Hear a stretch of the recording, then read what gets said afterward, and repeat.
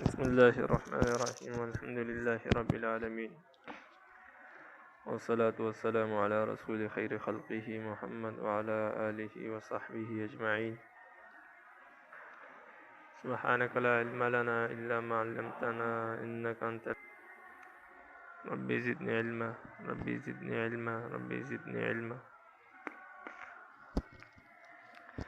ربي اشرح لي صدري ويسر لي أمري واحلل عقدة من لساني يفقه قولي. باب فرض الوضوء، وضو کے فرض ہونے کے بیان میں یہ باب ہے، یعنی وضو کی فرضیت اور اہمیت کے بارے میں یہ بیان ہے کہ وضو کرنا فرض ہے، اگر وضو کے نماز ادا نہیں ہوگی. وبه قال حدثنا مسلم بن إبراهيم قال حدثنا شعبة عن قتادة عن أبي المليح عن أبيه عن النبي صلى الله عليه وسلم قال لا يقبل الله صدقة من غلول ولا صلاة بغير طهور.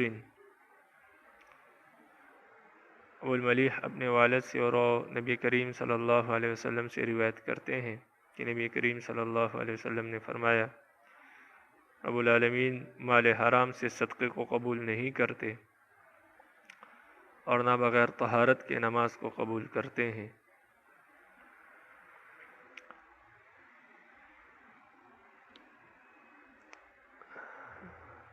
یہاں پر یہ بات سمجھ لے کہ قبولیت کی دو قسمیں ہیں، ایک ہے قبولیت حقیقی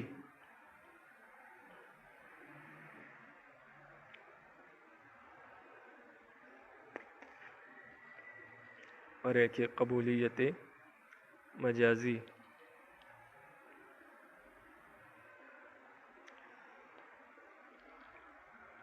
قبولیت مجازی اس کو کہتے ہیں جس کے مقابلے میں صحت آتی ہے، یعنی کہ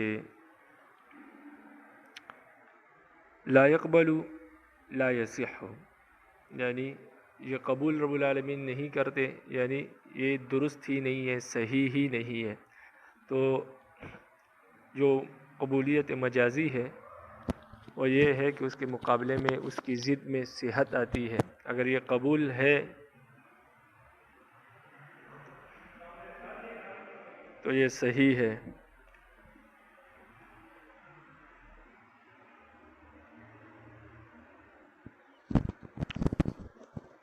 تو یہ قبولیت مجازی ہوتی ہے جو صحت کے مقابلے میں آتی ہے. یعنی قبول ہونا یعنی کسی چیز کا صحیح ہونا، یعنی تمام شرائط کے ساتھ اس کا ادا ہو جانا، اس کو قبولیت مجازی کہتے ہیں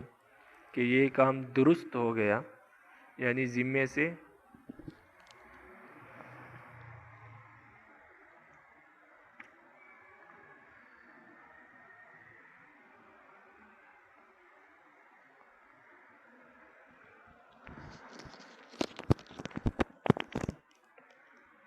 یعنی رب العالمین تمام شروط اور قواعد کے ساتھ جب انسان کسی چیز کو ادا کرتا ہے تو وہ درست ہو جاتی ہے، وہ چیز ادا ہو جاتی ہے اور رب العالمین کی طرف سے اس کام پر پورا اجر و ثواب ملتا ہے. اس کو قبولیت مجازی کہتے ہیں. بعض اوقات ایسا ہوتا ہے کہ وہ چیز صحیح ہو جاتی ہے، درست ہو جاتی ہے، لیکن رب العالمین کی طرف سے اس پر ثواب، اجر و ثواب نہیں ملتا. تو اس فعل کو یا اس عبادت کو جو ذمے سے تو ساقط ہو جائے لیکن اس پر اجر و ثواب مکمل نہ ملے تو اس کو قبولیت حقیقی کہتے ہیں. مثلا ایک شخص نے نماز پڑھی اور اس نے واجبات، کوئی واجب اس سے چھوٹ گیا، اب اس کو سجدہ سہوا کرنا چاہیے تھا، لیکن اگر اس نے سجدہ سہوا نہیں کیا تو یہ نماز اس کے ذمے سے ساقط ہو گئی، یعنی نماز اس کی ہو گئی، اس سے نماز کا مطالبہ نہیں کیا جائے گا. لیکن چونکہ اس پر اجر و ثواب نہیں ملا، تو اس کو قبولیت حقیقی کہتے ہیں، یعنی رب العالمین کی طرف سے اس سے یہ ذمہ ساقط ہو گیا، یہ کام اس کا قبول ہو گیا، باقی اجر و ثواب اس پر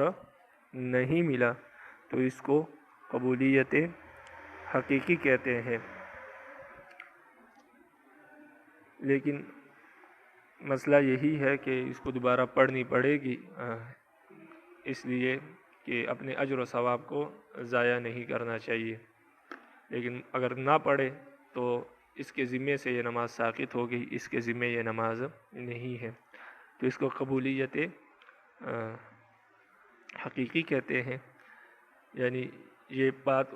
درست ہے، صحیح ہو گئی ہے نماز، لیکن یہ ہے کہ اس پر اجر و ثواب نہیں ملے گا۔ اور قبولیت مجازی اس کو کہتے ہیں کہ جس کام درست بھی ہو جائے اور اجر و ثواب بھی اس پر کامل ملے، تو اس کو قبولیت مجازی کہتے ہیں۔ اب یہاں پر جو یہ نفی ہے کہ لا يقبل اللہ صدقۃ من غلول ولا صلاۃ بغیر طہور،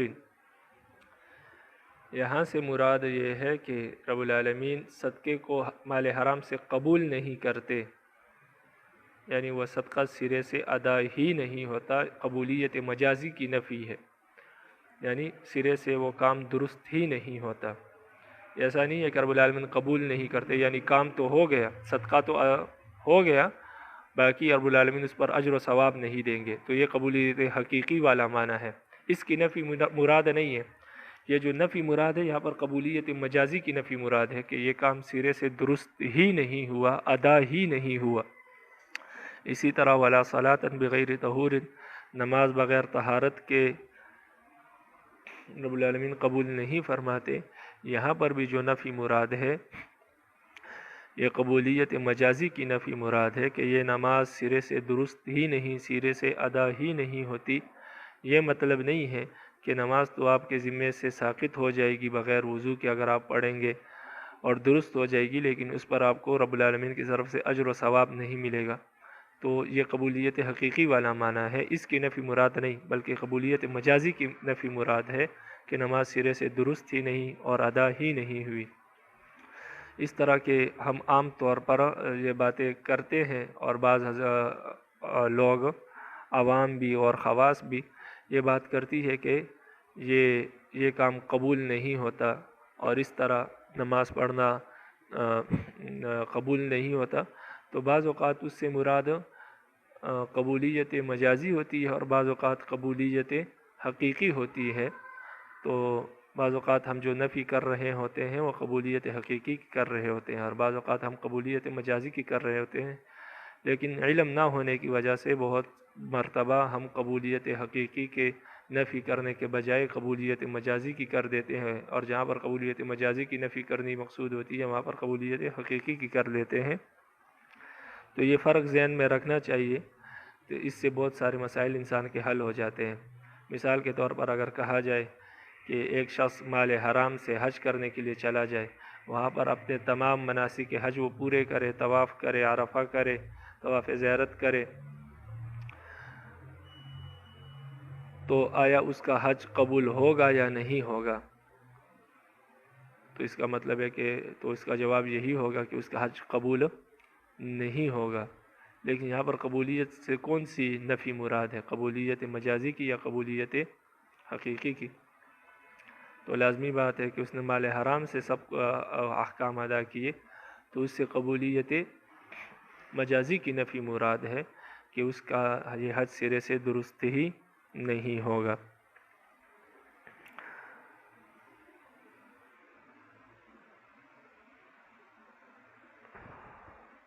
نہیں، قبولیت حقیقی کی نفی مراد ہے کہ حج تو ہو جائے گا لیکن اس پر اجر و ثواب حاصل نہیں ہوگا۔ اسی طرح ایک شخص، بعض مرتبہ جو حدیثوں میں آیا ہے کہ ایک شخص غیبت کرتا ہے روزہ رکھ کر، اور جھوٹ بولتا ہے اور بد نظری کرتا ہے، یہ سارے احکامات کرتے ہیں، تو اس کا روزہ قبول نہیں ہوتا۔ تو ان حدیثوں میں بعض اوقات ہمیں مغالطہ لگتا ہے کہ ہم سمجھتے ہیں کہ اس کا روزہ ہی سرے سے نہیں ہوتا، خاص کر عام عوام کو، لیکن اس سے مراد بھی قبولیت حقیقی کی نفی ہے کہ اس کا روزہ تو ہو جائے گا، ذمے سے اس کا روزہ ساقط ہو جائے گا، لیکن اس روزے پر جو اجر و ثواب کا حصول تھا وہ اجر و ثواب اس کو حاصل نہیں ہوگا۔ تو اس فرق کو اپنے ذہن میں رکھے، قبولیت حقیقی اور قبولیت مجازی۔ تو یہاں پر قبولیت مجازی کی نفی ہے اس حدیث میں، اور آگے جو حدیثیں آ رہی ہے اس میں بھی قبولیت مجازی ہی کی نفی ہے، یعنی بغیر طہارت کے نماز سرے سے درست ہی نہیں ہوگی۔ وبه قال حدثنا أحمد بن محمد بن حنبل قال حدثنا عبد الرزاق قال أخبرنا معمر عن همام بن منبه عن أبي هريرة رضي الله تعالى عنه قال قال رسول الله صلی اللہ علیہ وسلم، ابو ہریرہ رضی اللہ تعالیٰ عنہ سے روایت ہے، اور رسول اللہ صلی اللہ علیہ وسلم سے روایت کرتے ہیں، لا يقبل اللہ تعالی صلاة احدكم اذا احدث حتى يتوضأ، رب العالمین تم میں سے کسی کی نماز بھی قبول بغیر وضو کے قبول نہیں کرتے، اذا احدث جب تک کہ وہ بے وضو ہو، رب العالمین تم میں سے کسی کی نماز کو بھی قبول نہیں کرتے جب تک کہ وہ بے وضو ہو، حتی یتوضأ یہاں تک کہ وہ وضو کر لے۔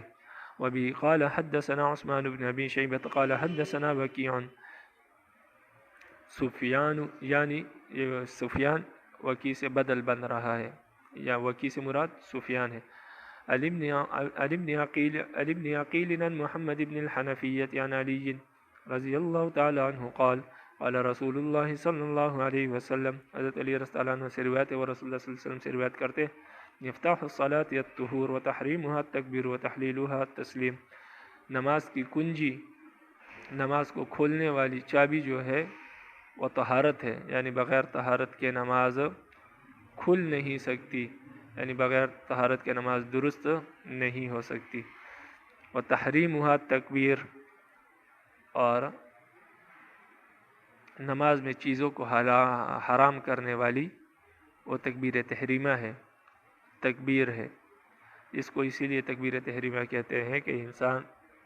کے لیے جو چیزیں حلال ہے نماز سے باہر، یعنی بات چیت کرنا، کھانا پینا، یہ تمام چیزیں انسان کے لیے نماز کے باہر حرام ہے، تو تکبیر جو پہلی تکبیر ہوتی ہے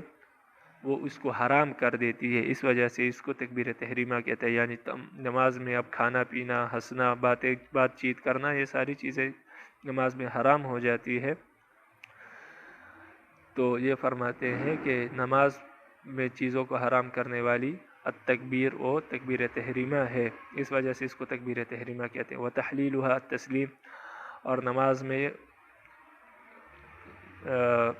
نماز کو ختم کرنے والی یا ان چیزوں کو دوبارہ حلال کرنے والی جو چیز ہے وہ تسلیم، سلام پھیرنا ہے، یعنی دائیں طرف جو پہلا سلام ہے وہ مراد ہے کہ دائیں طرف سلام پھیرنے سے وہ چیز یہاں پر دوبارہ حلال ہو جاتی ہے۔ اب اس حدیث کی وجہ سے امام شافعی رحمہ اللہ اور امام مالک رحمہ اللہ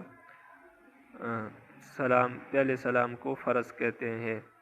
کیونکہ وہ اس حدیث میں آیا ہے کہ رسول اللہ صلی اللہ علیہ وسلم نماز کو سلام کے ساتھ ختم کرتے تھے، اور اس حدیث میں بھی آیا ہے کہ نماز کو ختم سلام ہی کے ساتھ کیا جا سکتا ہے، اور وہی باقی چیزوں کو حلال کرے گی، تو جب تک آپ سلام نہیں پھیریں گے آپ اور دنیاوی امور واپس حلال نہیں ہوں گے، اس وجہ سے سلام پھیرنا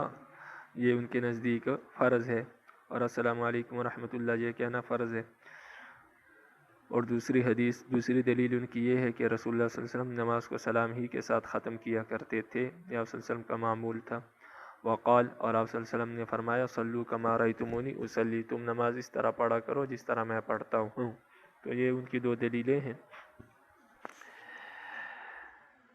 امام ابو حنیفہ رحمہ اللہ کے نزدیک سلام واجب ہے، سلام فرض نہیں بلکہ دائیں طرف سلام پھیرنا واجب ہے، اگر کسی نے نہیں پھیرا بعد میں یاد آ گیا یا السلام علیکم رحمۃ اللہ نہیں کہا تو بعد میں اس کو سجدہ ساوا کرنا پڑے گا، اور اگر سجدہ ساوا نہیں کیا تو نماز ہو جائے گی لیکن قبول نہیں ہوگی، یہاں پر قبولیت حقیقی کے نفی مراد ہے، یعنی اس پر اجر و ثواب نہیں ملے گا، لأن نبی صلی اللہ علیہ وسلم، اس لیے کہ امام حنیفہ رحمہ اللہ فرماتے ہیں کہ نبی کریم صلی اللہ علیہ وسلم نے ایک اعرابی کو نماز سکھائی لیکن اس کو سلام نہیں سکھایا، سلام پھیرنے کا تذکرہ اس حدیث میں آپ صلی اللہ علیہ وسلم نے نہیں کیا اور اس اعرابی کو نہیں سکھایا، اگر نماز سلام پھیرنا فرض ہوتا، السلام علیکم ورحمۃ اللہ کہنا فرض ہوتا، تو آپ صلی اللہ علیہ وسلم ضرور اس اعرابی کو سکھاتے، اس لیے کہ آپ صلی اللہ علیہ وسلم اس حدیث میں تمام فرائض سکھا رہے ہیں، اور جب تک ایک فرض بھی باقی ہو تو نماز نہیں ہوتی، تو اس کا مطلب یہ ہوگا کہ پھر آپ صلی اللہ علیہ وسلم نے پوری نماز نہیں سکھائی، حالانکہ یہ درست نہیں، بلکہ آپ صلی اللہ علیہ وسلم نے پوری نماز کے جو فرائض تھے تمام کے تمام بتا دیے۔ اگر یہ سلام فرض ہوتا اور اس کے بغیر نماز نہ ہوتی تو آپ صلی اللہ علیہ وسلم ضرور اس اعرابی کو سلام بھی سکھاتے۔ اور دوسری حدیث ہماری جو دلیل ہے وہ عبداللہ ابن مسعود رضی اللہ عنہ کی حدیث ہے کہ وہ فرماتے ہیں کہ رسول اللہ صلی اللہ علیہ وسلم نے فرمایا کہ اس اعرابی کو آپ صلی اللہ علیہ وسلم نے تشہد سکھایا اور اس کو کہا اذا فعلت هذا، جب تم یہ کر لو یعنی یہ تشہد پڑھ لو، فقط تمت صلاتک، تو آپ کی نماز مکمل ہو گئی، یعنی جب نماز مکمل ہو گئی تو اس کا یہ مطلب ہے کہ نماز مکمل ہو گئی، اس کے فرائض تمام ادا ہو گئے، نماز کے حقوق ادا ہو گئے، جو اس کے ماں سوا ہے وہ واجبات یا سنتیں ہیں، باقی نماز مکمل ہو گئی۔ اگر کسی نے سلام نہیں پھیرا تو نماز اس کی مکمل ہے، یعنی نماز اس کی ہو گئی، باقی سلام نہ پھیرنے کی وجہ سے واجب رہ گیا تو اس کی وجہ سے اس کی نماز قبول نہیں ہوگی، اجر و ثواب نہیں ملے گا، لیکن باقی نماز اس کے سرے سے ساقط ہو گئی کیونکہ نماز مکمل ہو گئی ہے۔ تو یہ ہماری دلیلیں تھی، اور دوسری وجہ یہ ہے کہ فرضیت جو ہے وہ حدیث متواتر سے یا قرآن مجید سے ثابت ہوتی ہے، تو خبر واحد سے فرضیت ثابت نہیں ہوتی، تو اس وجہ سے یہ حدیثیں جو ہیں ساری کی ساری خبر واحد ہے، ان سے فرضیت کسی چیز کی فرضیت ثابت نہیں ہوگی، حالانکہ جب اس کے مقابلے میں اس کے مخالف حدیثیں موجود ہو تب تو بالکل بھی ثابت نہیں ہوتی، اس لیے احناف کا مسلک جو ہے وہ زیادہ مضبوط اور راجح ہے۔ باب الرجل یجدد الوضوء من غیر حدث، یہ باب ہے اس شخص کے بارے میں جو وضو کی تجدید کرے بغیر حدث کے، یعنی وضو پر وضو کرے۔ وبی قال حدثنا محمد بن یحیی بن فارس قال حدثنا عبد الله بن يزيد المقري وقال حدثنا مسدد قال حدثنا عيسى بن يونس قال حدثنا عبد الرحمن بن زياد۔ تو آپ نے یہ اس حدیث کی سند میں یہ دیکھ لیا کہ درمیان میں ہا آئی ہے، یعنی اس حدیث میں کی سند میں بھی تحویل ہے، تحویل آپ کو پہلے بتا چکا ہوں، اور جو محدث مدار التحویل ہے وہ، اور یعنی مدار الاسناد یا مدار التحویل وہ حضرت عطیف ہے، یعنی آگے فرما رہے ہیں، پہلے اس سے پہلے آپ یہ بات دیکھ لیں کہ قال ابو داود، امام ابو داود رحمہ اللہ فرماتے ہیں کہ انا لحدیث ابن یحییٰ اضبط، کہ مجھے محمد بن یحییٰ کی جو حدیث ہے وہ زیادہ یاد ہے، یعنی امام ابو داود رحمہ اللہ نے دو اساتذہ سے یہ حدیث لی ہے، ایک ہے محمد بن یحییٰ جو سند شروع ہوتے ہی محمد بن یحییٰ ہے، اور دوسری ہا کے بعد ابھی قال حدثنا مسدد، کہ یہ حدیث میں نے محمد بن یحییٰ سے بھی سنی ہے اور حضرت مسدد رحمہ اللہ سے بھی سنی ہے، لیکن جو حدیث میں نے محمد بن یحییٰ سے سنی ہے وہ حدیث مجھے زیادہ یاد ہے بنسبت مسدد کی حدیث کے۔ تو یہ اس طرف اشارہ کرنا چاہ رہے ہیں کہ یہ حدیث مجھے زیادہ اضبط ہے اور زیادہ یاد ہے۔ عن عطیف وقال محمد عن ابی عطیف الزہلی، یہاں پر جو سند میں اختلاف ہے اس کی طرف اشارہ کر رہے ہیں، دونوں سندوں میں کچھ اختلاف یہ ہے، میں نے آپ کو بتایا کہ یہ جو عطیف ہے یہ مدار سند ہے اور مدار التحویل ہے، یعنی اس پر جا کر دونوں سندیں جمع ہوتی ہیں، محمد بن یحییٰ کی سند بھی آخر میں آ کے عطیف پر آتی ہے، اور پھر عطیف سے آگے وہ روایت کرتے ہیں، اور اسی طرح جو مسدد کی سند ہے وہ بھی عطیف پر آ کر کیا ہوتی ہے، رکتی ہے، پھر یہاں سے آگے چلتی ہے، تو دونوں سندیں آ کر حضرت عطیف پر مل جاتی ہے، پھر یہاں سے آگے کی سند چلتی ہے۔ لیکن فرق یہ ہے کہ اس فرق کو دونوں اسانید کی دونوں سندوں کے فرق کو امام ابو داؤد رحمہ اللہ یہاں سے بیان کرنا چاہتے ہیں کہ جو مسدد ہے وہ جب روایت کرتے ہیں تو سند میں آ کر وہ فرماتے ہیں عبد الرحمن ابن زیاد عن غطیف، یعنی وہ صرف غطیف کا لفظ ذکر کرتے ہیں، عن غطیف، اس کے آگے کچھ اور لفظ نہیں لگاتے، کسی اور نسبت کی ذکر نہیں کرتے۔ لیکن جو محمد بن یحییٰ ہے وہ جب سند ذکر کرتے ہیں تو وہ عبداللہ بن زید المقری عن ابی غطیف الحزلی، تو وہ ذکر کرتے ہیں ابو غطیف الزہلی۔ تو یہ الفاظ میں فرق ہے دونوں سندوں کے کہ مسدد صرف عن غطیف ذکر کرتے ہیں اور محمد بن یحییٰ اپنی سند میں ابی غطیف الحزلی یہ ذکر کرتے ہیں، یعنی وہ نام مسدد جو ہے وہ ان کا نام غطیف بتاتے ہیں اور محمد بن یحییٰ جو ہے وہ ان کی کنیت ابو غطیف بتاتے ہیں اور الحزلی جو ہے وہ ان کی نسبت بتاتے ہیں۔ قال، آگے ذکر کرتے ہیں، قال کنت عند ابن عمر، کہ ابو غطیف ذکر کرتے ہیں کہ میں عبداللہ ابن عمر رضی اللہ تعالیٰ عنہ کے پاس موجود تھا، فلما نودی بالظہر، جب ظہر کی اذان ہوئی تو توضا فصلی، تو انہوں نے وضو کیا اور نماز پڑھی، فلما نودی بالعصر توضا، تو جب عصر کی اذان ہوئی تو انہوں نے پھر وضو کیا، فقلت له، تو میں نے ان سے اس کے بارے میں پوچھا،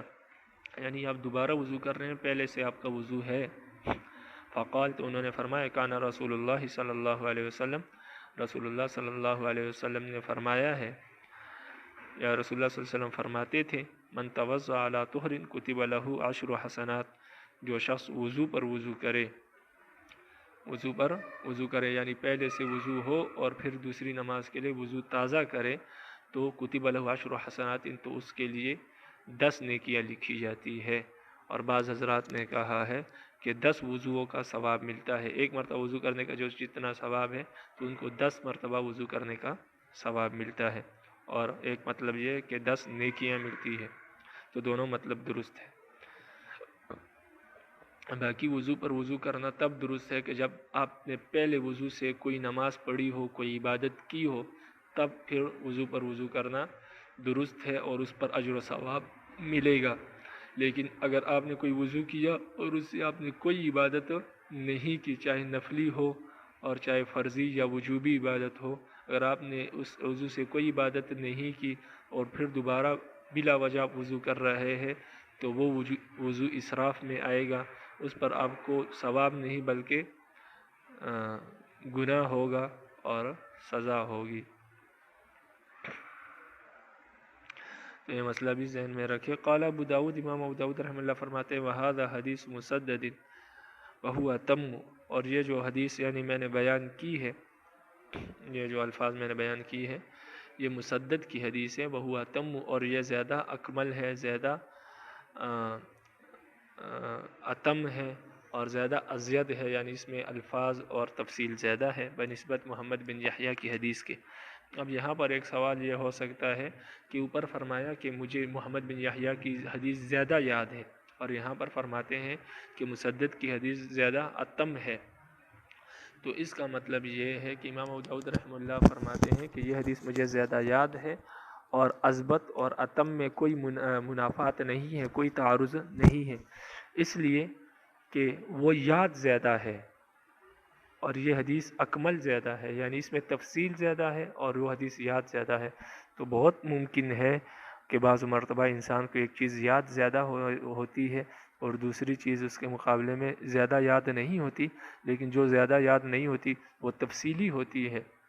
اور اس میں بہت سارے معنی زیادہ ہوتے ہیں بنسبت اس کے کہ جو چیز یاد ہوتی ہے۔ تو یہاں پر بھی امام ابو داؤد یہی فرما رہے ہیں کہ حدیث تو مجھے محمد بن یحییٰ والی زیادہ یاد ہے، لیکن یہ جو مسدد کی حدیث ہے یہ زیادہ کامل ہے، زیادہ ازید ہے، زیادہ اتم ہے، اس میں تفصیل زیادہ ہے، یہ مطلب ہے۔ تو ان دونوں لفظوں میں کوئی منافات نہیں ہے۔ باب ما ینجس الماء، یہ باب ہے ان چیزوں کے بارے میں جو پانی کو ناپاک کر دیتی ہے۔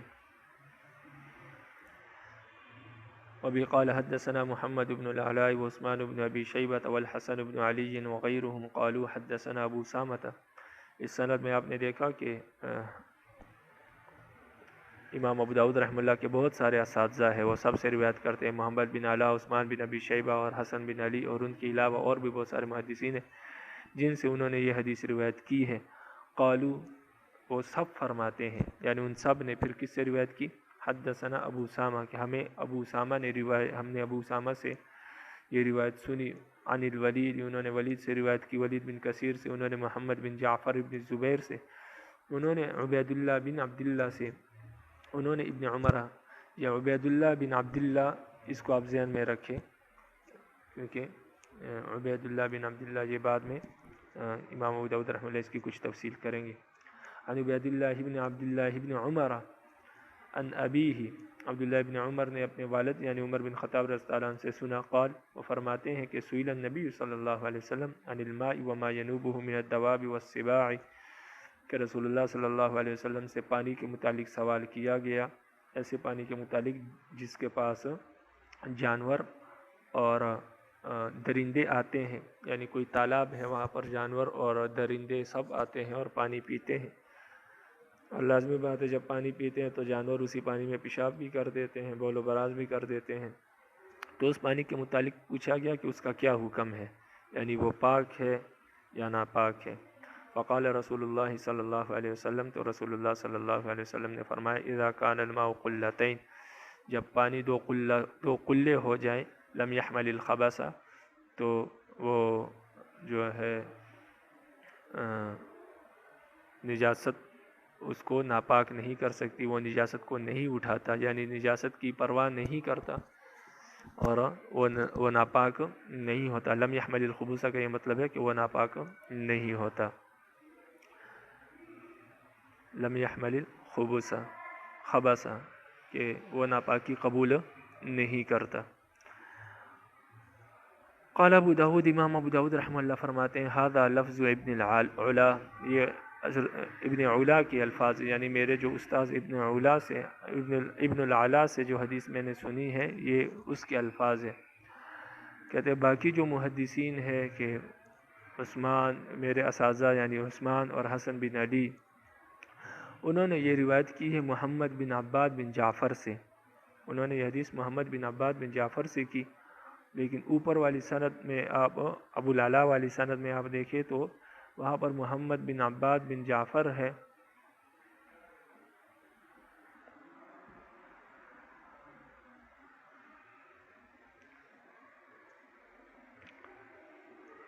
کہتے ہیں کہ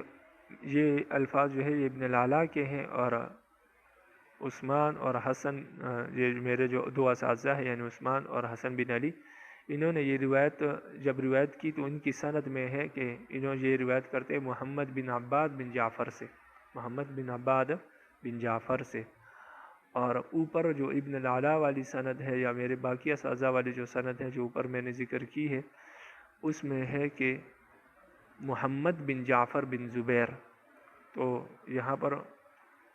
محمد بن عباد بن جعفر ہے اور سند میں جو ہے محمد بن جعفر بن زبیر ہے.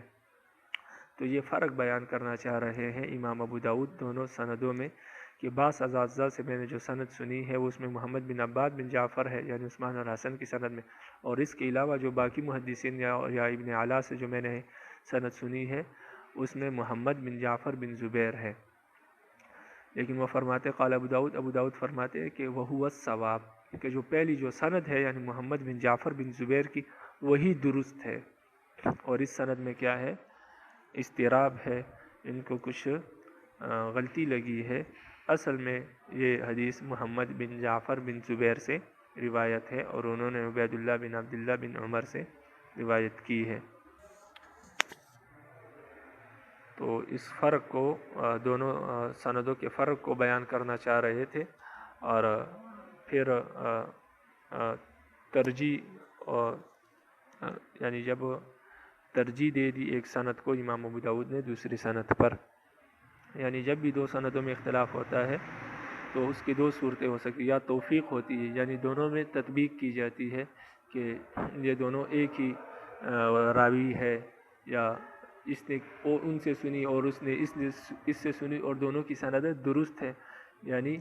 یہ راوی بھی موجود ہے اور وہ بھی موجود ہے. اور بعض اوقات ترجیح والی صورت اختیار کی جاتی ہے، یعنی کسی ایک کی سند میں غلطی ہوتی ہے تو اس کی سند کو مرجو قرار دیا جاتا ہے، اور دوسرے راوی کی سند یا محدث کی سند صحیح اور درست ہوتی ہے تو اس کو راجح قرار دیا جاتا ہے. تو یہاں پر ہوا ثواب کہہ کر امام ابو داود نے ترجیح والی صورت اختیار کی ہے، توفیق اور تطبیق والی صورت اختیار نہیں کی. جب پانی 2 کلے ہو جائے تو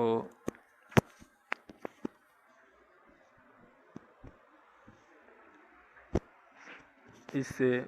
پانی ناپاک نہیں ہوتا. یہ جو حدیث ہے اس کی تشریح بھی اور آگے جو حدیثیں آ رہی ہے ان سب کی تشریح ہم انشاءاللہ باب کے آخر میں، سبق کے آخر میں کریں گے. ابھی آپ صرف حدیثوں کو دیکھیں. ابھی قال حدثنا محمد بن اسماعیل قال حدثنا حماد وقال حدثنا ابو کامل قال حدثنا یزید یعنی بن زرین عن محمد بن اسحاق عن محمد بن جعفر قال ابو کامل بن الزبیر عن عبید اللہ بن عبد اللہ بن عمر عن نبیہ ان رسول اللہ صلی اللہ علیہ وسلم. عبداللہ ابن عمر اپنے والد یعنی حضرت عمر سے روایت کرتے ہیں کہ رسول اللہ صلی اللہ علیہ وسلم سے سوال کیا گیا عن الماء، پانی کے بارے میں، یکون فی الفلات، جو صحرا، بیابان اور جنگلوں میں پانی ہوتا ہے، یعنی تالاب بنے ہوتے ہیں، اس کے بارے میں پوچھا گیا. اس لیے کہ جنگلوں میں بھی لازمی بات ہے کہ جانور اور درندے ہی آتے ہیں پانی پینے کے لیے. تو اس پانی کے حکم کے بارے میں پوچھا گیا کہ کوئی جنگل میں یا صحرا میں انسان گزرتے ہوئے نماز کا وقت آ جائے تو وہاں پر جو پانی موجود ہوتا ہے تو اس پانی کا کیا حکم ہے، پاک ہے یا ناپاک. فذکر معناہ، تو رسول اللہ صلی اللہ علیہ وسلم نے مذکورہ جو حدیث گزری ہے اس کے مفہوم کے مطابق حدیث بیان کی. یعنی اس کے مفہوم کے مطابق حدیث کیا بیان کی، یعنی آپ صلی اللہ علیہ وسلم نے یہی فرمایا کہ اذا کان الماء قلتین لم يحمل الخبث، جب پانی 2 کلے ہو جائے تو پھر وہ نجس نہیں ہوتا، نجاست قبول نہیں کرتا.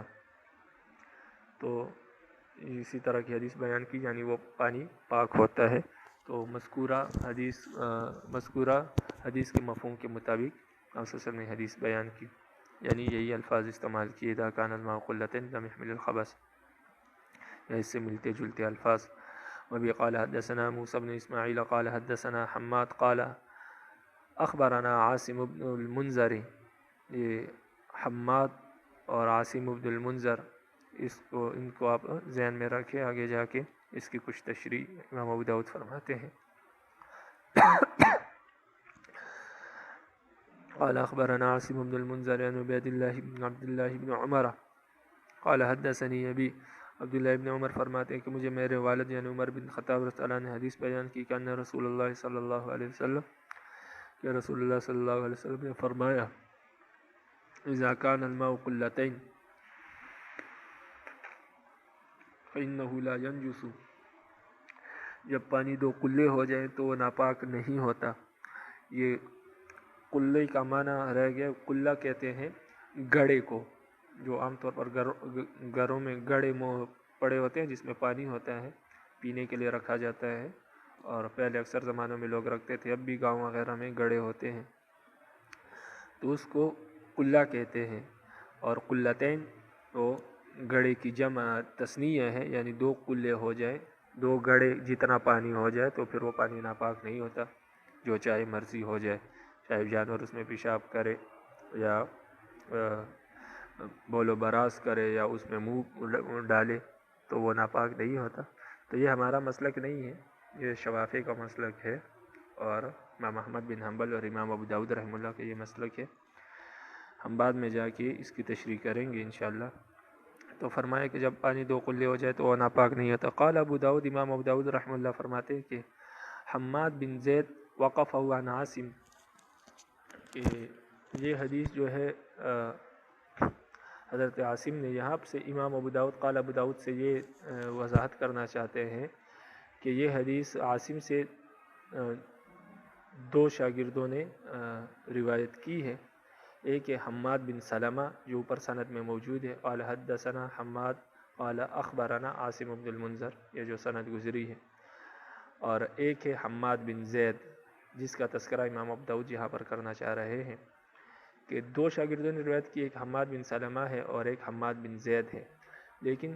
فرق ان دونوں سندوں میں یہ ہے، یہ فرق بیان کرنا چاہ رہے ہیں کہ حماد بن سلمہ کی جو روایت ہے وہ مرفوع ہے، یعنی وہ آپ صلی اللہ علیہ وسلم تک پہنچتی ہے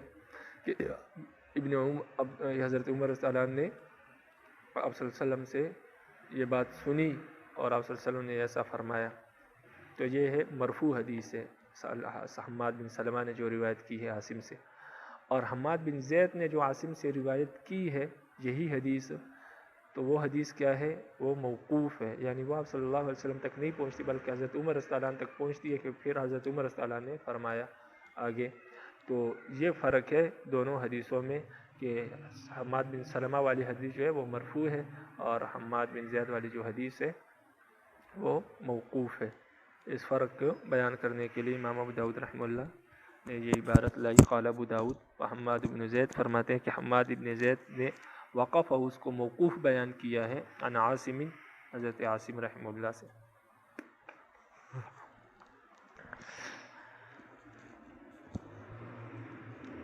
باب ما جاء فی بیر بضاع، یہ باب ہے بیر بضاع کے بیان میں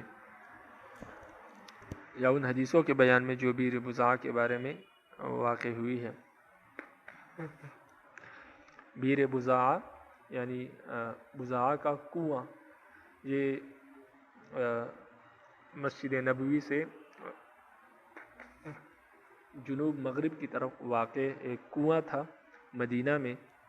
جس کو بیر بضاع کہا جاتا تھا، اور یہ آج کل مسجد نبوی کی توسیع کی وجہ سے مسجد نبوی کا حصہ بن چکا ہے، آج کل یہ کنواں موجود نہیں ہے، یعنی اس پر مسجد نبوی کی جو توسیع کی وجہ سے جو عمارت ہے وہ اس کے اوپر بن گئی ہے اور آج کل یہ جگہ مسجد نبوی کا حصہ ہے۔ وبه قال حدثنا محمد بن العلاء والحسن بن علي ومحمد بن سليمان الأنباري قالوا حدثنا أبو أسامة عن الوليد بن كثير عن محمد بن كعب عن عبيد الله بن عبد الله بن رافع بن ختيج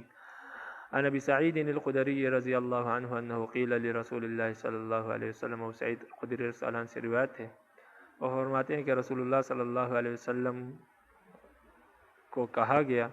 انا توضع من بیر بضاع، یعنی آپ سے پوچھا گیا انا توضع من بیر بضاع، کہ ہم بیر بضاع کے پانی سے وضو کر سکتے ہیں، وہی بیر یطرح فیہا الحیض ولحم الکلاب والنتن، کہ بیر بضاع ایک ایسا کنواں ہے کہ جس میں حیض کے کپڑے ڈالے جاتے ہیں، یعنی حیض کے کپڑے وہاں دھوئے جاتے ہیں، عورتیں وہاں پر اپنی کپڑے دھوتی ہیں جو حیض کے خون سے گندے ہوتے ہیں، ولحم الکلاب، اور اسی طرح کتوں کا گوشت، یعنی جو کتے مر جاتے ہیں لوگ وہی پھینک دیتے ہیں یا اس کا گوشت، اس کے چمڑے دھوتے ہیں، گوشت پھینک دیتے ہیں اور چمڑا نکال لیتے ہیں، والنتن، اور اسی طرح بدبودار چیزیں وہاں پر پھینکی جاتی ہے، یعنی وہاں پر اوجڑی وغیرہ یہ ساری چیزیں دھوئی جاتی ہیں۔ وقال رسول اللہ صلی اللہ علیہ وسلم، تو رسول اللہ صلی اللہ علیہ وسلم نے فرمایا الماء طہور، پانی پاک ہے، ولا ينجسه شیء، اور اس کو کوئی چیز ناپاک نہیں کر سکتی۔ قال ابو داود، امام ابو داود رحمہ اللہ فرماتے ہیں وقال بعضهم عبد الرحمن بن رافع، کہ بعض نے عبد الرحمن بن رافع ذکر کیا ہے، یعنی یہ حدیث بھی امام ابو داود رحمہ اللہ نے بہت سے محدثین سے سنی، یعنی محمد بن العلاء اور حسن بن علی، محمد بن سلیمان الانباری، تین حضرات کا ذکر کیا کہ ان تمام حضرات سے میں نے یہ حدیث سنی، اور پھر حدیث بیان کی اور فرمایا کہ عن عبید اللہ، یعنی سند بیان کرتے ہوئے فرمایا عن عبید اللہ بن عبداللہ بن رافع، کیا فرمایا؟ عبید اللہ بن عبداللہ بن رافع، فرماتے ہیں کہ ایک سند تو یہ ہے، اور دوسری سند میرے بعض اساتذہ نے جو سند بیان کی اس میں الفاظ ہے عبد الرحمن بن رافع کے، عبداللہ بن رافع کے بجائے عبد الرحمن بن رافع کے الفاظ ہے، تو یہ دونوں سندوں کا فرق بیان کرنا چاہتے ہیں، کہ دونوں سندوں میں یہ فرق ہے کہ میں نے یہ حدیث بعض اساتذہ سے سنی تو اس میں عبداللہ بن رافع کے الفاظ ہے، اور بعض اساتذہ سے میں نے یہ حدیث سنی تو اس میں عبد الرحمن بن رافع کے الفاظ موجود ہے۔ تو اس سند کو بیان کرنے کے اور اس دونوں سندوں کے فرق کو بیان کرنے کے لیے امام ابو داود نے یہاں پر قال ابو داود کا تذکرہ کیا۔ وبی قال حدثنا احمد بن ابی شعیب وعبد العزیز بن یحیی الحرانیانی قال حدثنا محمد بن سلمة عن محمد بن اسحاق عن سلیط بن ایوب عن عبید اللہ بن عبد الرحمن بن رافع الانصاری ثم العدوی عن ابی سعید الخدری قال، ابو سعید خدری تعالیٰ عنہ سے روایت ہے، وہ فرماتے ہیں سمعت رسول اللہ صلی اللہ علیہ وسلم، میں نے رسول اللہ صلی اللہ علیہ وسلم کو سنا، وهو يقال له، کب سن جب ان کے سامنے یہ بات ذکر کی جا رہی تھی، جب ان کو کہا جا رہا تھا، یعنی میں نے اس وقت سنا جب ان کو کہا جا رہا تھا کہ انه يستسقى لك من بئر بضاعة، کہ آپ کے لیے پانی لایا جاتا ہے بئر بضاعہ سے، یعنی آپ کے لیے پینے کا پانی بئر بضاعہ سے لایا جاتا ہے، وہی حالانکہ وہی بئر یلقى فیہا لحوم الکلاب والمحائز وعذر الناس، حالانکہ وہ ایسا کنواں ہے جس میں کتوں کے گوشت کو ڈالا جاتا ہے، پھینکا جاتا ہے، والمحائز اور حیض کے کپڑوں کو ڈالا جاتا ہے، یعنی حیض کے کپڑے وہاں دھوئے جاتے ہیں، وعذر الناس اور بول و براز وہاں پر ڈالا جاتا ہے، پھینکا جاتا ہے، یعنی وہاں پر بچے عورتیں جو ہیں وہ اپنے بچوں کے گندے کپڑے دھوتی ہے بول و براز والے۔ فقال رسول اللہ صلی اللہ علیہ وسلم، تو رسول اللہ صلی اللہ علیہ وسلم نے فرمایا ان الماء طہور لا ينجسه شیء، پانی پاک ہوتا ہے، اس کو کوئی چیز ناپاک نہیں کر سکتی۔ قال ابو داود، یہ قال ابو داود رحمہ اللہ سے امام ابو داود بئر بضاعہ کی تشریح کریں گے، اور اس تشریح سے ان کا مقصد، قال ابو داود کہنے سے ان کا مقصد یہ ہے کہ یہ بئر بضاعہ کا جو پانی تھا یہ بھی 2 قلوں سے زیادہ تھا، اور جب پانی 2 قلوں سے زیادہ ہو جائے تو وہ ناپاک نہیں ہوتا، اس لیے کہ امام ابو داود رحمہ اللہ اس تشریح سے اپنے مسلک کو ثابت کرنا چاہتے ہیں۔ تو یہاں پر قال ابو داود کا مقصد، قال ابو داود کہنے کا مقصد یہ ہے کہ بئر بضاعہ کا پانی 2 قلوں سے زیادہ تھا، اس وجہ سے وہ پانی ناپاک نہیں ہوتا تھا اور وہ پانی پاک ہوتا تھا۔ تو آگے یہ تشریح کرنا چاہتے ہیں، اور مقصد قال ابو داود کا میں نے آپ کو بتا دی۔ قال ابو داود، امام ابو داود رحمہ اللہ فرماتے ہیں وسمعت قتیبہ بن سعید، میں نے قتیبہ بن سعید کو سنا، قال وہ فرما رہے تھے کہ سألت قیم بئر بضاعہ، کہ میں نے بئر بضاعہ کے متولی سے سوال کیا، عن عمقها، اس کی گہرائی کے بارے میں، کہ بئر بضاعہ کی گہرائی کے بارے میں، فقلت، تو میں نے کہا کہ اکثر ما یکون فیہ الماء، یعنی میں نے اس کے متولی سے پوچھا، فقلت میں نے پوچھا کہ اکثر ما یکون فیہ الماء، اس میں جو زیادہ پانی ہوتا ہے وہ کتنا ہوتا ہے، یعنی بئر بضاعہ میں جب پانی زیادہ ہو جائے تو کس حد تک پہنچ جاتا ہے، یعنی کتنا ہوتا ہے، قال الی العانہ، تو انہوں نے کہا کہ ناف تک، یعنی جب پانی زیادہ ہوتا ہے تو ناف تک پہنچ جاتا ہے، یعنی اگر انسان اس میں کھڑا ہو تو اس کے ناف تک پانی ہوتا ہے۔ قلت، میں نے کہا فاذا نقص، جب وہ کم ہو جائے تو کہاں تک ہوتا ہے، قال دون العورہ، تو انہوں نے فرمایا کہ گھٹنے تک ہوتا ہے، عورہ یعنی گھٹنے سے نیچے تک، یا گھٹنے تک یہ پانی ہوتا ہے، دون العورہ سے مراد گھٹنے سے نیچے تک، یعنی سطر سے نیچے تک، یعنی گھٹنے سے نیچے تک ہوتا ہے۔ قال ابو داود، امام ابو داود رحمہ اللہ فرماتے ہیں وقدرت انا بئر بضاعہ بردائی مددته علیہ ثم زرعته، امام ابو داود رحمہ اللہ فرماتے ہیں کہ میں نے خود بئر بضاعہ کو اپنی چادر کے ساتھ ناپا، میں نے اپنی چادر اس کے اوپر پھیلا دی، ثم زرعته، پھر میں نے اس کو ناپا، یعنی اپنی چادر کو ناپا، یعنی میری چادر اس پر پوری آ گئی، تو پھر میں نے اپنی چادر کو ناپا، فاذا عرضها 6 اذرع، تو بئر بضاعہ کی جو چوڑائی تھی وہ یہ ہے کہ 6 گز تھی، 6 گز اس کی چوڑائی تھی۔ وسألت الذي فتح لي باب البستان فادخلني الیہ، تو پھر میں نے اس شخص سے سوال کیا جس نے میرے لیے باغ کا دروازہ کھولا تھا اور مجھے اندر داخل کیا تھا، چونکہ یہ بیر بضاع ایک باغ کے اندر تھا تو اس لیے امام ابو داؤد فرماتے ہیں کہ میں نے اس باغ والے سے پوچھا جس نے میرے لیے دروازہ کھولا تھا اور مجھے اندر داخل کیا تھا باغ میں کہ حل غیر بناؤها عما كانت علیہ، کیا بیر بضاع کے بناوٹ میں کوئی تبدیلی واقع ہوئی ہے پہلے سے، یعنی اس میں کوئی تبدیلی آئی ہے یا پہلے جیسا تھا ویسا ہی ہے، یعنی آپ صلی اللہ علیہ وسلم کے زمانے میں جیسا تھا یہ ویسا ہی ہے، اس میں کوئی تبدیلی آئی ہے یا نہیں آئی؟ قال، تو اس نے کہا، یعنی اس متولی باغ والے نے کہا کہ لا، اس میں کوئی تبدیلی نہیں آئی۔ وَرَأَيْتُ فِيهَا مَاءً مُتَغَيِّرَ اللَّوْنِ، اور میں نے دیکھا کہ اس کا پانی متغیر تھا، اس کا رنگ تبدیل ہو گیا تھا۔ تو امام ابو داؤد رحمہ اللہ یہ فرماتے ہیں کہ باغ والے نے مجھے کہا کہ اس میں کوئی تبدیلی نہیں آئی، پہلے بھی یہ پانی ایسا ہی تھا اور یہ بیر بضاع ایسا ہی تھا اور اب بھی ایسا ہی ہے جیسا آپ صلی اللہ علیہ وسلم کے زمانے میں تھا۔ تو فرماتے ہیں کہ میں نے اس کے رنگ کو دیکھا تو اس کا رنگ تبدیل ہو گیا تھا، یعنی اس گندگی کی وجہ سے اور اس گوشت کی وجہ سے اور گھیس کے کپڑوں کی وجہ سے جہاں جو عورتیں دھوتی تھی اور اس گندے کپڑوں کی وجہ سے جو عورتیں دھوتی تھی اس کی وجہ سے اس کا رنگ تبدیل تھا، پانی کا رنگ متغیر ہو گیا تھا، اور آپ صلی اللہ علیہ وسلم کے زمانے میں بھی ایسا ہی تھا۔ تو گویا امام ابو داؤد رحمہ اللہ یہ فرمانا چاہ رہے ہیں کہ بے شک پانی کا رنگ تبدیل ہو جائے، جو مرضی ہو جائے، لیکن جب وہ 2 کلوں سے زیادہ ہو تو وہ ناپاک نہیں ہوتا۔ اس لیے فرما رہے ہیں کہ پہلے یہ فرمایا کہ یہ پانی اسی طرح ہے جیسے آپ صلی اللہ علیہ وسلم کے زمانے میں تھا، اور آگے فرمایا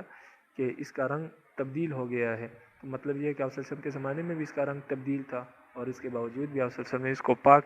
قرار دیا ہے، ناپاک قرار نہیں دیا۔ باب الماء لا ینجو، یہ باب ہے اس بارے میں کہ پانی ناپاک نہیں ہوتا۔ وبی قال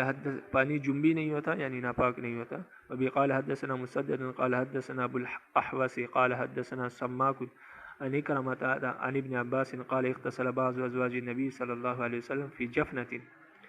کہ رسول اللہ صلی اللہ علیہ وسلم کی زوجہ مطہرہ نے ایک ٹپ میں غسل کیا۔ ٹپ میں غسل کیا یعنی ٹپ میں پانی لیا اور اس پانی سے غسل کیا۔ ایسا نہیں کہ ٹپ کے اندر وہ کھڑی تھی یا ٹپ کے اندر بیٹھی غسل کر رہی تھی، اس لیے کہ ایسا ممکن نہیں ہے کہ ٹپ میں پانی بھی ہو اور اس ٹپ میں انسان بیٹھ کر اسی سے غسل کرے، کیونکہ یہ تو کوئی بھی عقل مند شخص ایسا نہیں کر سکتا کہ انسان جنابت کا غسل کر رہا ہو اور پہلے اس پانی میں بیٹھ جائے جس پانی سے اس نے پاکی حاصل کرنی ہے اور اسی سے غسل کرے۔ تو یہ مطلب نہیں ہے، مطلب یہ ہے کہ انہوں نے ایک ٹب میں پانی لیا اور اس پانی سے انہوں نے غسل کیا، باقی ان کا جسم وغیرہ ٹب سے باہر تھا، وہ ٹب سے پانی لے رہی تھی۔ یعنی جس طرح ایک شخص بالٹی بھر لے پانی کی آج کل اور پھر اس بالٹی کے پانی سے غسل کرے، تو یہ مراد ہے۔ پھر ہوا کیا، آگے حدیث بیان ہوگی لیکن اس سے پہلے میں تشریح آپ کو بتا دوں۔ پھر ہوا یہ کہ انہوں نے ٹب میں سے کچھ پانی سے غسل کیا اور کچھ پانی رہ گیا۔ مثال کے طور پر جیسے کوئی شخص بالٹی میں پانی لے اور اس سے غسل کرے اور کچھ پانی بچ جائے بالٹی کے اندر ہی، تو آپ صلی اللہ علیہ وسلم آئے اور آپ نے اس بچے ہوئے پانی سے یعنی ٹب میں جو پانی تھا اس سے آپ نے وضو شروع کیا۔ تو آپ کی زوجہ مطہرہ نے آپ سے کہا کہ یہ اس پانی سے میں نے غسل کیا ہے، یعنی میں نے اسی ٹب سے غسل کیا ہے اور میں نے جنابت کا غسل کیا ہے۔ یعنی وہ یہ سمجھ رہی تھی کہ جو شخص جنبی ہو اور اس کا ہاتھ وغیرہ کسی پانی سے لگ جائے یا وہ جس پانی سے غسل کرے اور اس سے جو بچا ہوا پانی ہوتا ہے وہ ناپاک ہوتا ہے، ان کے ذہن میں یہ تھا۔ تو آپ صلی اللہ علیہ وسلم نے فرمایا کہ پانی پاک ہے، وہ ناپاک نہیں ہوتا۔ ناپاک نہیں ہوتا کا مطلب یہ ہے کہ جب تک اس کا رنگ، منہ، مزہ وغیرہ تبدیل نہ ہو جائے یا اس میں کوئی گندگی نہ گر جائے تب تک وہ ناپاک نہیں ہوتا۔ ہاں اگر آپ کے غسل سے بچ گیا تو اس میں تو کوئی مذائقہ نہیں ہے، وہ پاک ہے، وہ ناپاک نہیں ہوتا۔ غسل کرنے کی وجہ سے کوئی پانی ناپاک نہیں ہوتا۔ اسی طرح کوئی شخص وضو کرے تو وضو سے جو پانی بچ جائے باقی تو وہ بھی وضو کی وجہ سے ناپاک نہیں ہوتا۔ یہ مطلب ہے اس حدیث کا، یہ مطلب نہیں ہے کہ جس پانی سے وضو کیا وہ یا جس پانی سے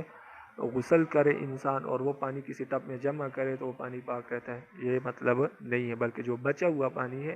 اس سے متعلق ہے یہ حدیث۔ اب آپ حدیث دیکھیں کہ اب عبداللہ ابن عباس رضی اللہ عنہ سے روایت ہے، وہ فرماتے ہیں کہ اغتسل بعض ازواج نبی صلی اللہ علیہ وسلم فی جفنۃ، کہ آپ صلی اللہ علیہ وسلم کے ازواج مطہرات میں سے ایک نے، بعض سے مراد ایک ہے، اس سے مراد میمونہ ہے، حضرت میمونہ رضی اللہ تعالی عنہا تھی یہ، کہ انہوں نے ایک ٹب میں غسل کیا، یعنی ٹب سے میں پانی لے کر غسل کیا، فجاء نبی صلی اللہ علیہ وسلم، تو نبی کریم صلی اللہ علیہ وسلم آئے لیے توضع منها، تاکہ وہ اس پانی سے وضو کرے، یعنی جو بچے ہوئے پانی سے وضو کرے، اور یغتسل، یہ راوی کو شک ہے، یعنی وہ وضو کرنے کے لیے آئے تھے، اور یغتسل یا غسل کرنے کے لیے آئے تھے، یعنی آپ صلی اللہ علیہ وسلم آئے تو آپ صلی اللہ علیہ وسلم اس سے وضو کرنا چاہتے تھے، او یغتسل یا غسل کرنا چاہتے تھے، یہ راوی کو شک ہو گیا۔ فقالت لہو، تو ان کی زوجہ یا حضرت میمونہ نے ان کو کہا، یا رسول اللہ، اے اللہ کے رسول، انی کنت جنوبا، میں جنبی تھی، یعنی میں ناپاک تھی۔ فقال رسول اللہ صلی اللہ علیہ وسلم، یعنی میں نے غسل کیا اور میں ناپاک تھی، یعنی جنابت کا غسل کیا۔ فقال رسول اللہ صلی اللہ علیہ وسلم، رسول اللہ صلی اللہ علیہ وسلم نے فرمایا، ان الماء لا یجنب، پانی ناپاک نہیں ہوتا، اگر آپ نے اس سے ناپاکی کا غسل کیا تب بھی پانی ناپاک نہیں ہوتا۔ باب البول فی الماء الراکد، یہ بیان ہے کھڑے ہوئے پانی میں پیشاب کرنے کے بیان میں، کھڑے ہوئے پانی میں پیشاب کرنے کے بیان میں یہ باب ہے کہ کھڑے ہوئے پانی میں پیشاب نہ کیا جائے، اس لیے کہ اس سے وہ پانی ناپاک ہو جاتا ہے۔ وبه قال حدثنا احمد بن يونس قال حدثنا زائدة في حديث هشام عن محمد بن ابی ہریرہ عن النبی صلی اللہ علیہ وسلم قال، ابو ہریرہ تعالیٰ عنہ نبی کریم صلی اللہ علیہ وسلم سے روایت کرتے ہیں، وہ فرماتے ہیں کہ لا یبولن احدکم فی الماء الدائم ثم یغتسل منه، کہ تم میں سے کوئی شخص بھی کھڑے ہوئے پانی میں پیشاب نہ کرے، ثم یغتسل، اور پھر اس سے غسل نہ کرے۔ ثم یغتسل، یہ ثم جو ہے یہ علت کے معنی میں، لام تعلیلیہ کے معنی میں، کہ تم میں سے کوئی شخص بھی کھڑے ہوئے پانی میں پیشاب نہ کرے، اس وجہ سے کہ پھر اس کو اس پانی سے غسل بھی کرنے کی ضرورت پڑے گی، تو پھر کیا کرے گا؟ اگر کھڑے ہوئے پانی میں پیشاب کر دے تو پھر غسل کس سے کرے گا؟ تو یہ مطلب ہے کہ کھڑے ہوئے پانی میں پیشاب نہ کرے تاکہ بعد میں اس سے غسل کر سکے، ثم یغتسل، تاکہ پھر اس سے غسل کر سکے، اگر پیشاب کر دے پھر غسل نہیں کر سکے گا، اس لیے اس پانی میں پیشاب نہ کرے۔ وبه قال حدثنا مسدد قال حدثنا يحيى عن محمد بن عجلان قال سمعت ابي يحدث عن ابي هريره قال، ابو ہریرہ رضی اللہ عنہ سے روایت ہے، وہ فرماتے ہیں کہ قال رسول اللہ صلی اللہ علیہ وسلم، رسول اللہ صلی اللہ علیہ وسلم نے فرمایا، لا یبولن احدکم فی الماء الدائم،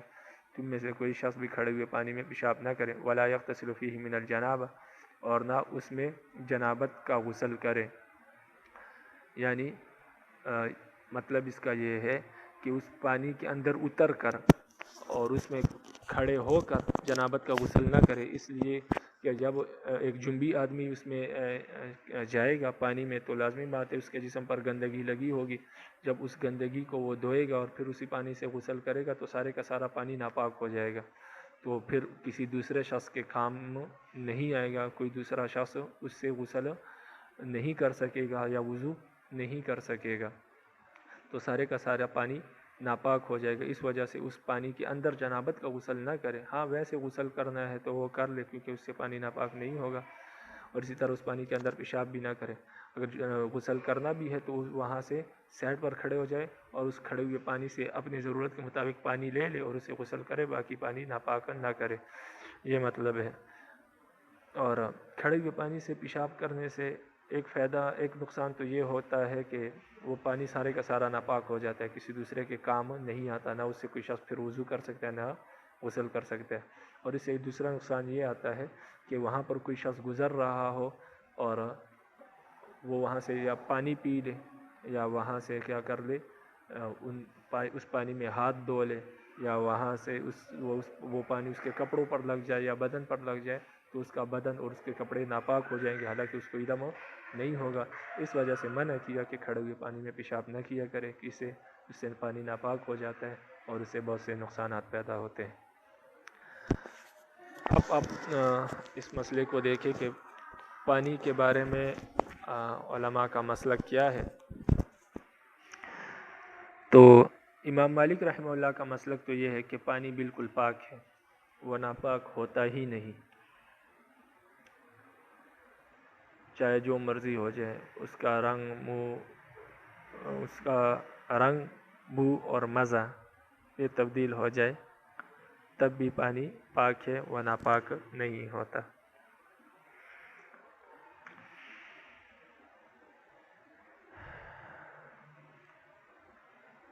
امام شافعی رحمہ اللہ، چاہے قلیل ہو یا کثیر ہو، ان کے نزدیک اس کی کوئی قید نہیں۔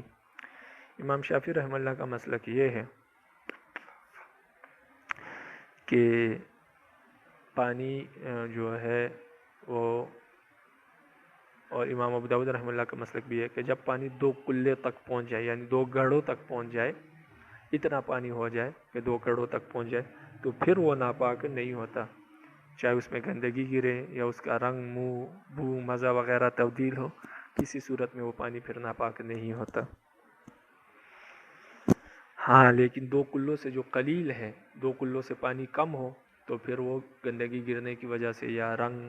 بو، مزہ وغیرہ تبدیل ہونے کی وجہ سے ناپاک ہو جاتا ہے، اور یہی مسلک امام ابو داؤد رحمہ اللہ کا بھی ہے۔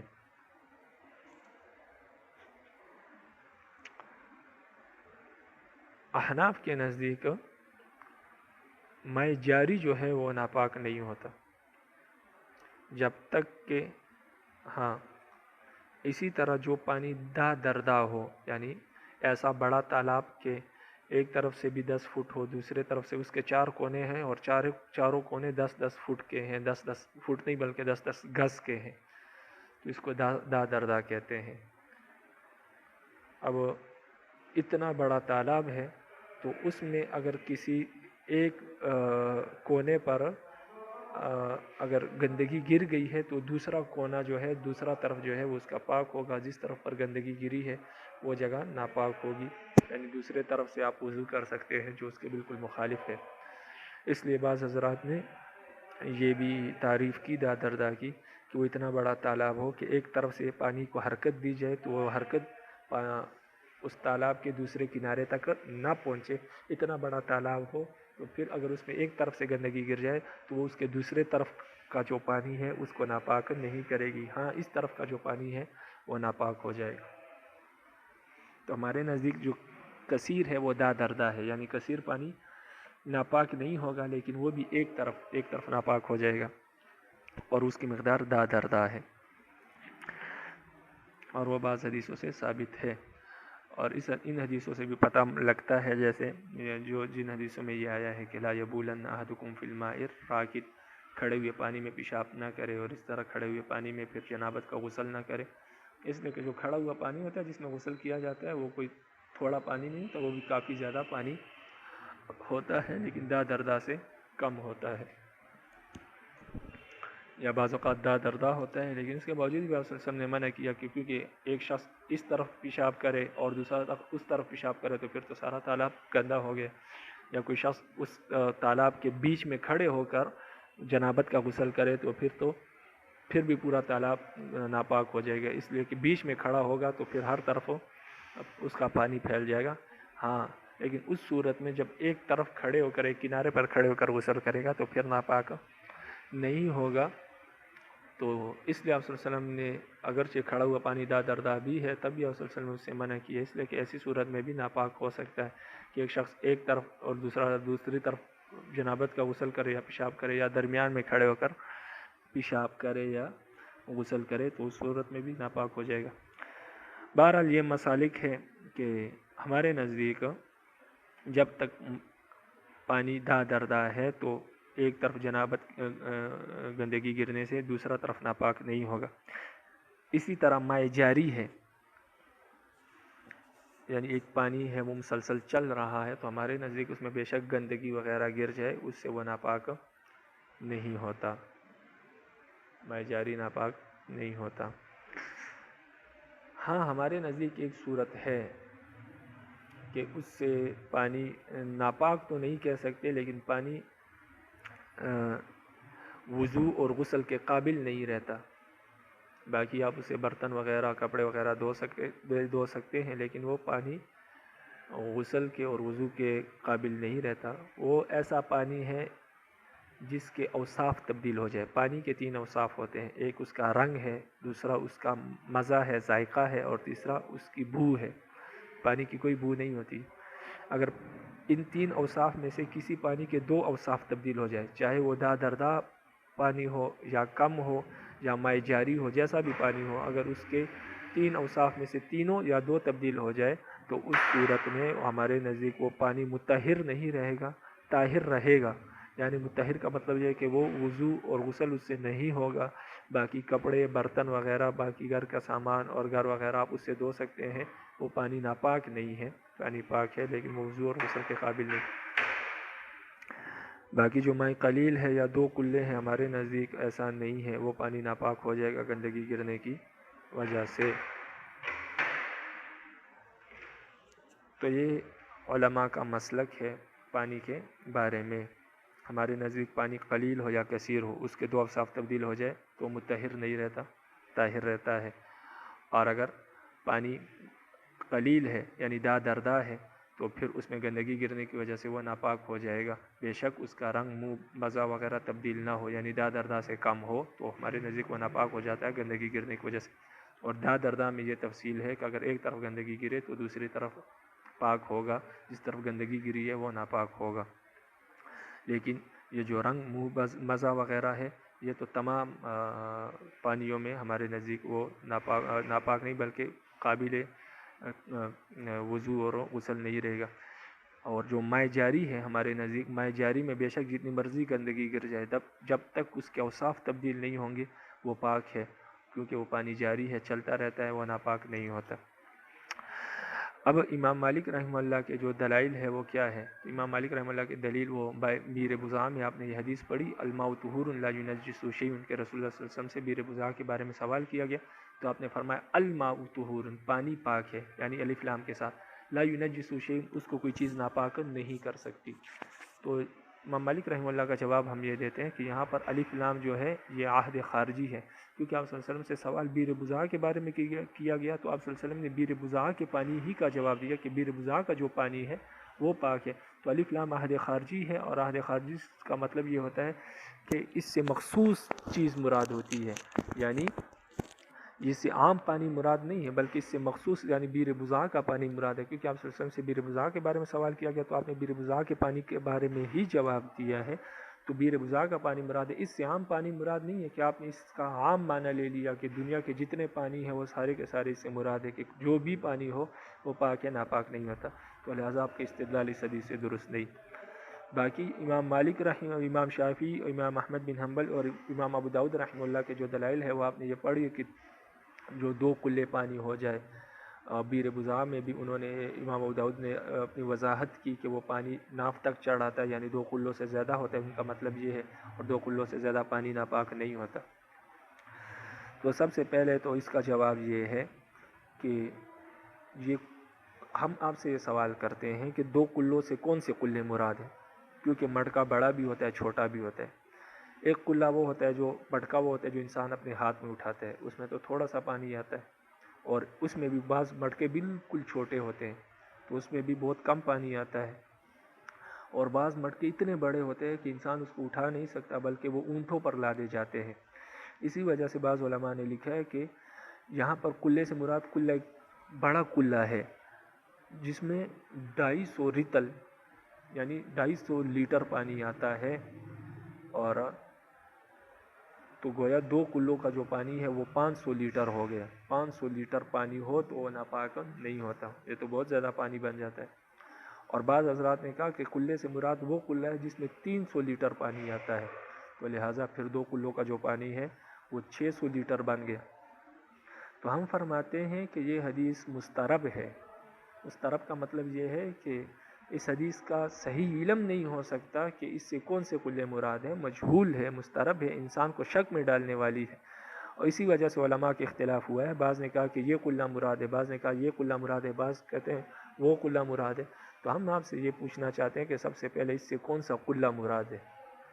تو جب تک کلے کی تعین نہیں ہوگی اس وقت تک اس حدیث پر عمل نہیں ہو سکتا، اور کلے کی تعین کسی حدیث سے ثابت نہیں، تو اس وجہ سے یہ حدیث مسترب ہے اور قابل عمل نہیں ہے، اس حدیث پر عمل نہیں ہو سکتا۔ دوسری وجہ صاحب ہدایہ نے فرمایا ہے کہ یہ حدیث کیا ہے،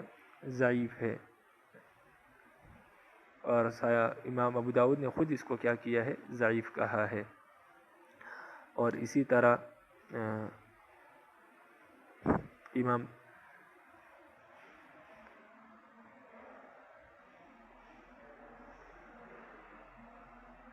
ابن حمام یعنی صاحب فتح القدیر نے بھی اس حدیث کو کیا کیا ہے، ضعیف قرار دیا ہے.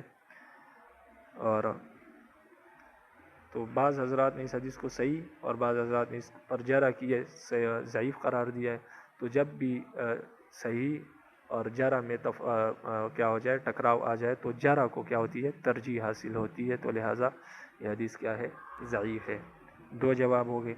تیسرا جواب اس حدیث کا یہ ہے کہ آپ صلی اللہ علیہ وسلم کا یہ مطلب نہیں ہے کہ جب پانی 2 قلے ہو جائے تو لم يحمل الخبث. لم يحمل الخبث کا یہ مطلب نہیں ہے کہ وہ پانی ناپاک نہیں ہوتا. لم يحمل کا معنی ہے کہ برداشت نہیں کرتا، الخبث گندگی کو، یعنی وہ پانی پھر گندگی کو برداشت نہیں کر سکتا. تو جب برداشت نہیں کر سکتا تو اس کا یہ معنی ہے کہ گندا ہو جاتا ہے. اگر برداشت کر سکتا تو پھر معنی یہ ہوتا کہ گندا نہیں ہوتا. تو یہاں پر یحمل الخبث نہیں کہا کہ وہ پھر پانی 2 قلے پانی نجاست کو برداشت کر سکتا ہے، بلکہ یہ کہا لم يحمل الخبث یعنی برداشت نہیں کر سکتا. تو اس حدیث کے دونوں مطلب آ سکتے ہیں. تو اس وجہ سے بھی اس حدیث میں اضطراب ہے، معلوم نہیں ہو رہا کہ اس کا اصل مطلب کیا ہے. اور پھر اصل مطلب پتہ لگ جائے تو اس صورت میں بھی پھر اس کی تعین نہیں ہو سکتی. تو اگر لم يحمل الخبث کہ یہ مطلب مراد لے جو ہم نے بیان کیا کہ پھر وہ گندگی کو برداشت نہیں کر سکتا، تو اس سے وہ سارے سوالات ختم ہو جاتے ہیں کہ 2 قلے کتنے ہونے چاہیے، کتنے نہیں ہونے چاہیے. مطلب یہ ہے کہ بس جو 2 قلے پانی ہو تو وہ گندا ہو جاتا ہے، وہ گندگی کو برداشت نہیں کر سکتا جب تک کہ دردا یا زیادہ نہ ہو یا ماء جاری نہ ہو. تو یہ ان کا ہم نے جواب دے دیا. باقی جہاں تک بیر بضاعہ کا تعلق ہے تو بیر بضاعہ میں کچھ تفصیل ہے اور علماء نے وہ تفصیل بیان کی، تو ہم وہ تفصیل بیان کرتے ہیں انشاءاللہ تعالی. آپ سنیں اس کو. وہ تفصیل یہ ہے کہ یہ جو بیر بضاعہ ہے یہ کوئی کنواں نہیں تھا، بلکہ یہ ایک نہر تھی جو جاری تھی اور جو 2 باغوں کی طرف جاتی تھی اور باغوں کو سیراب کرتی تھی. لیکن اس کا جو نہر کا جو پانی ہے وہ کنویں سے آتا تھا، یعنی وہ کنواں تھا اور کنویں میں وہ منڈیر پر وہ بیل باندھتے تھے تو اس سے وہ پانی چلتا تھا اور نہروں کے ذریعے پھر باغوں کو سیراب کرتا تھا. آج کل بھی گاؤں میں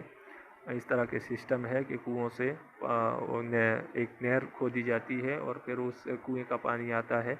اور وہ نہروں کو سیراب کرتا ہے. تو یہاں پر بیر بضاعہ سے وہ کنواں مراد نہیں ہے، بلکہ بیر بضاعہ کا پانی مراد ہے جو اس اور ان تمام اس میں حدیثوں میں اگر آپ غور سے دیکھیں تو بیر بضاعہ کے پانی کا ذکر کیا گیا ہے کہ بیر بضاعہ کے پانی کا کیا حکم ہے، یعنی اس بیر بضاعہ کا سے جو پانی نکل کر اس نہر میں چل کر باغوں کو سیراب کرتا ہے. اور اس پر دوسری دلیل یہ بھی ہے کہ یہاں کنواں مراد نہیں ہے، اس لیے کہ کوئی بھی عقل مند شخص اپنے کپڑے کنویں کے اندر نہیں پھینکتا، چاہے وہ حیض کے کپڑے ہی ہو یا گندگی کنویں کے اندر نہیں پھینکتا، اور یا اپنے بچوں کے کپڑے نہیں پھینکتا، بلکہ یہاں پھینکے نہیں جاتے تھے. یہاں پر تو وہ اپنے کپڑے دھوتے تھے، یعنی وہ کپڑے، اور پھر ایسے کنویں میں جہاں سے وہ پانی پیتے بھی ہو اور پھر وہاں سے وضو بھی کرتے ہو، غسل کا پانی بھی لیتے ہو، تو اس سے تو کنواں سارا کا سارا خراب ہو جائے گا. بلکہ یہ تو عقل بھی تسلیم نہیں کرتی کہ انسان جس کنویں سے پانی پیتا ہو وہاں پر انسان وہ گندگیاں پھینکے سب کچھ. بلکہ اصل بات یہ تھی کہ اس نہر میں جو پانی چل کر جا کر کھیتوں کو سیراب کرتا تھا تو وہاں پر عورتیں آ کر اپنے حیض کے کپڑے دھوتی تھی، اپنے بچوں کے جو نئے کپڑے ہیں وہ دھوتی تھی، یا اسی طرح اوجڑیاں دھوئی جاتی تھی، یا کتے کے جو چمڑے ہیں وغیرہ وہ دھوئے جاتے تھے. یا وہ نہر تھی بعض اوقات بچے آ کر یا لوگ آ کر، کیونکہ اس وقت یہ پخانے وغیرہ کا جو بیت الخلاء کا جو نظام تھا یہ نہیں تھا، تو اس کے کنارے آ کر لوگ کیا کر لیتے تھے، قضاء حاجت کرتے تھے، پھر وہیں پر اس پانی سے استنجا کرتے تھے. لیکن ہوتا یہ تھا کہ جس پانی سے استنجا کیا یا جس پانی سے انہوں نے حیض کے کپڑے دھوئے وہ پانی گزر کر چلا جاتا تھا،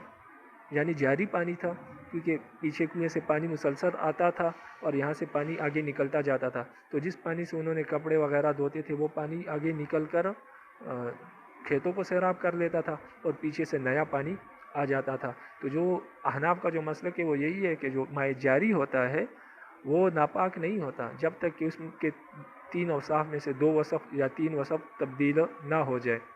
تو یہ ماء جاری تھا پیچھے سے پانی آتا تھا اور آگے نکل جاتا تھا۔ تو علماء نے اس کی یہی تفسیر کی، باقی یہاں سے بیر بزاع مراد نہیں ہے، اور اسی وجہ سے تو امام ابو داؤد نے اس کو ناپا اپنے چادر کے ذریعے، یعنی کیونکہ وہ نہر تھی اس وجہ سے ناپی جا سکتی تھی، اور اسی وجہ سے عورتیں وہاں پر آ کر اپنے کپڑے دھو سکتی تھی، اور اس میں کھڑے ہو کر اس کے متولی نے اس کو ناپا کہ وہ گھٹنے تک پہنچ جاتا ہے یا ناف تک پہنچ جاتا ہے، اور یہ ساری چیزیں کنویں میں ممکن نہیں، اس لیے کہ کنویں میں اگر مسلسل تمام لوگ کپڑے ڈالے جائے تو وہ تو اتنے کپڑے بن جائے کہ کنواں ہی بند ہو جائے، تو مسلسل کپڑے بھی ڈالے جائے، مسلسل وہاں پر گوشت بھی ڈالے جائے، گندگی بھی ڈالی جائے تمام کی تمام شہر کی، پورے کے پورے گاؤں کی، تو اس کنویں کی حالت یہ ہوگی کہ وہ کنواں بند ہو جائے گا۔ تو یہ مراد نہیں ہے، بلکہ مراد یہ ہے کہ اس نہر میں اس کنویں سے نکلے ہوئے پانی سے یہ کپڑے دھوئے جاتے تھے، اور اسی طرح بچوں کی جو گندگی ہے وہ دھوئی جاتی تھی، اور اس طرح لوگ اس کے کنارے بیٹھ کر استنجا کرتے تھے، قضائے حاجت کرتے تھے، اس کیونکہ پانی قریب ہوتا تھا تو پھر اسی سے استنجا کر لیتے تھے، قضائے حاجت کر لیتے تھے، تو یہ ساری چیزیں مراد ہے۔ تو لہٰذا ہم کہتے ہیں کہ بیر بزاع کی والی حدیثوں سے آپ کا استدلال کرنا درست نہیں، اس لیے کہ وہ مائع جاری ہے، اور مائع جاری میں ہمارا مسلک یہی ہے کہ وہ پانی ناپاک نہیں ہوتا۔ تو آپ صلی اللہ علیہ وسلم کے لیے جو پینے کے لیے پانی لایا جا رہا تھا، یا آپ صلی اللہ علیہ وسلم نے یہ فرمایا کہ وہ پانی پاک ہے، ناپاک نہیں ہوتا، اس سے مراد مائع جاری ہے کہ یہ مائع جاری تھا، چل رہا تھا، اور یہ پاک ہے، ناپاک نہیں ہوتا۔ تو یہ ان دونوں حضرات کی، امام مالک، امام شافعی، امام احمد بن حنبل اور امام ابو داؤد رحمہ اللہ، ان تمام کے جو دلائل تھی ان کا جواب ہو گیا۔ اب ہماری دلیل کیا ہے؟ ہماری دلیل یہ ہے جو آپ صلی اللہ علیہ وسلم نے فرمایا کہ مائع راکد میں آپ کیا کریں، کھڑے ہوئے پانی میں آپ پیشاب نہ کیا کریں، نہ اس میں غسل کیا کریں، اور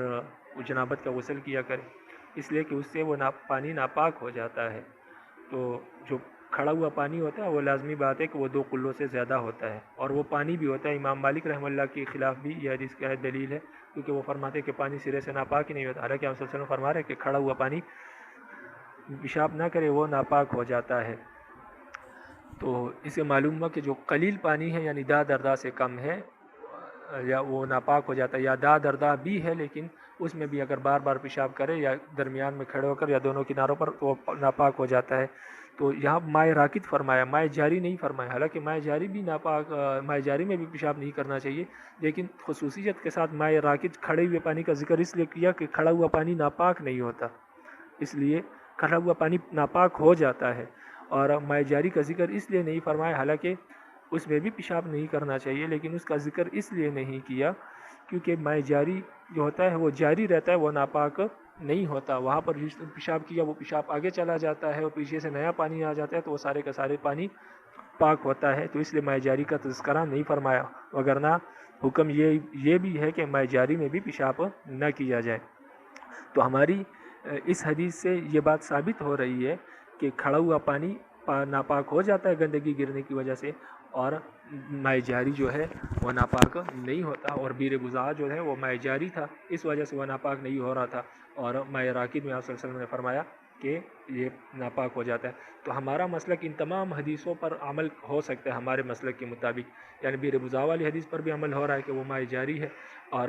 اس حدیث مائع راکد والی حدیث پر بھی عمل ہو رہا ہے کہ یہ غیر جاری ہے۔ تو یہ حناف کا مسلک ہے کہ وہ تمام حدیثوں کو جوڑ کر رکھتے ہیں اور تمام حدیثوں پر عمل کرتے ہیں۔ تو ہمارے مسلک کے مطابق مائع جاری میں ناپاک نہیں ہوتا، اور ان حدیثوں پر عمل ہو گیا جس میں یہ ہے کہ پانی ناپاک نہیں ہوتا، اسے مائع جاری مراد ہے، جیسے بیر بزاع، اور کھڑا ہوا پانی ناپاک ہو جاتا ہے، جیسے کہ یہ حدیث ہے کہ مائع راکد میں آپ نے فرمایا کہ پیشاب نہ کرو۔ تو یہ حناف کا مسلک ہے، تو ہمارے نزدیک تمام حدیثوں پر عمل ہو گیا، اور ان کے باقیوں کے مسلک کے مطابق بعض حدیثوں پر عمل ہوتا ہے اور بعض کو چھوڑنا پڑتا ہے۔ تو اس لیے حناف کا مسلک کیا ہے؟ راجح ہے، اس لیے کہ وہ تمام حدیثوں کو شامل ہے۔ رب العالمین عمل کرنے کی توفیق عطا فرمائے۔ وما علینا الا البلاغ۔ باقی کوئی سوال ہے تو آپ پوچھ سکتے ہیں۔